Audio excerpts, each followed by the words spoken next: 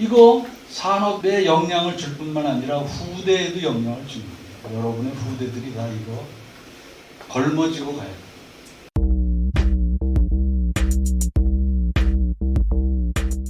자, 다음에는 이제 경제성으로 가서 말씀드리겠습니다. 이게 우리나라 에너지 수입액을 1990년도부터 쭉 이렇게 가장 많은 게 뭐 천연가스가 뭐 이렇게 되고 석탄 뭐 석유는 물론 지금 에너지로는 거의 안 씁니다. 그래서 석유는 우리 옷 만드는데 플라스틱 만드는데 또 자동차 휘발유로 쓰고 뭐 경유로 쓰고 뭐 그런 데 많이 씁니다. 그렇지만 하여튼 그것도 석유 수입액에 들어있죠. 하여튼 전체 수입액으로 보면 이 정도 되는데 이게 최근에 보면 한 1,500억 불쯤 됩니다. 여기 보시면 우리나라가 수출하는 수출 품목 1위 반도체, 2위 자동차 합치면 1,500억 불. 무슨 말이죠? 우리가 정말로 세계적으로 자랑하고 우리 스스로도 자부심을 갖고 있는 자동차, 반도체 수출 전부 해서 에너지 사온다. 그거예요. 딱 잘라서 좀 과장해서 말하면 반도체, 자동차 그렇게 열심히 수출해서 결국 에너지 사왔구나. 우리나라 상황이 그렇다는 거예요. 그러면 그 에너지를 싸게 공급할 수 있는 방법을 찾아내야 되는 거 아닙니까? 그래서 여기 보시면 제가 발전원별 정산 단가를 가지고 왔습니다. 여기 신재생 부분에는 정산 단가이기 때문에 여기다가 사실은 REC라고 해서 재생에너지 보조금 한 70원 정도를 여기다 더해야 됩니다. 그것이 중요해요. 그러면 2018년부터 24년까지지만 2024년에 중요한 에너지만 한번 보면 원자력 58원, 유연탄 132원, 무연탄은 뭐 많이 안 쓰니까 그렇고 유류는 뭐 발전이 별로 안 쓰고 LNG 181원, 원자력의 3배 넘어가죠. 태양 131원, 태양광은 131원인데 70원을 더하면 200원.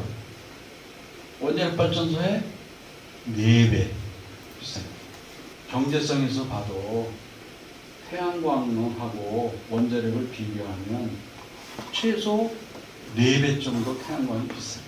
비싸게 사서 한전이 비싸게 팔면 물론 국민한테 전가가 되지만 한전은 문제는 없죠. 그런데 비싸게 사서 비싸게 못 팝니다. 전격은 보면 이게 이제 옛날에 2010년부터 쭉 이렇게 왔는데 최근에 보면 산업용이 빨강이고 주택용이 파랑인데 한 160원 선에서 지금 팔고 있습니다. 한전이 160원에 전기를 판다고 해요. 평균으로 원전은 58원에 사다가 160원에 파니까 한전은 이거 이익 나겠죠? 태양광은 200원에 사다가 160원에 파는 거예요. 팔수록 손해나는 거예요. 그러니까 제가 주장하는 건 적절한 선에서 유지해야 돼요. 저도 집에 태양광, 전 뭐 단독주택에 사니까 태양광 쓰고 있습니다. 뭐 요즘 이렇게 더울 때는 마음 놓고 에어컨을 틀고 시원하게 지내고 있는데 그거 좋아요. 그런 건 좋아요. 근데 이게 대규모 단지로 들어가서 한전에 팔기 시작하면 파는 만큼 한전이 손해나는 거예요. 그리고 아까 제가 말씀드렸지만 200원에는 또 70원의 보조금이 들어있잖아요. 70원 보조금 누가 내는지 아세요? 누가 내게요? 여러분이 많잖아요. 여러분이 내는 겁니다. 여러분이 열심히 돈 벌어서 보조금 주는데에도 불구하고 한전은 손해나요. 이런 상황을 우리가 잘 이해를 하고 적절한 선에서 태양광을 보급해야 된다. 그러니까 원전을 확대해야 된다. 저는 그렇게 주장하는 겁니다. 데이터에 근거해서 저는 말해요. 그리고 경제성과 관련해서 또 수출 얘기 안 나오셨죠? 국내 11개 수출 기업 잘 안 보이잖아요. 삼성전자, 하이닉스, 현대자동차, 포스코, LG전자 있는데 2021년도에 얘네들이 전력을 98 테라와트아워 우리가 한 550 테라와트아워 쓰니까 우리나라 전력이 한 5분의 1 대략 5분의 1 조금 안 쓰는데 5분의 1 정도는 지금 수출 기업이 씁니다. 그런데 만약 태양광을 더 늘려서 태양광 단가로 이 98 테라와트아워를 전부 공급한다면 추가 요금 인상이 3조 9천억, 4조를 인상해야 돼요. 4조. 그러면 이 기업들이 이익을 내겠어요? 반도체 팔리겠습니까? 이런 문제를 우리가 국민들이 직시하고 여기에 대해서 의견을 가지고 의견을 내야 됩니다.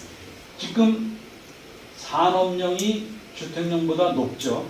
옛날엔 산업용이 주택용의 절반, 한 60% 됐잖아요. 우리와 경쟁하는 독일이나 미국, 일본 등등등등은 다 이 우리나라 옛날 상태. 다시 말하면 주택용보다는 산업용이 다 쌉니다. 근데 우리는 계속 산업용만 올렸어요. 주택용도 올리긴 올렸지만 어쩔 수 없이 산업용만 올렸어요. 그래서 역전이 됐어요. 우리나라는 수출로 먹고 사는 나라예요. 그리고 우리와 경쟁하는 나라는 우리 안에 있는 게 아니고 외부에 있는 거예요. 그렇다면 국민이 조금 더 허리띠를 졸라매고 전기요금 조금 더 개인적으로 부담하더라도 산업용을 낮춰서 외부로 수출 단가를 낮춰야 되잖아요.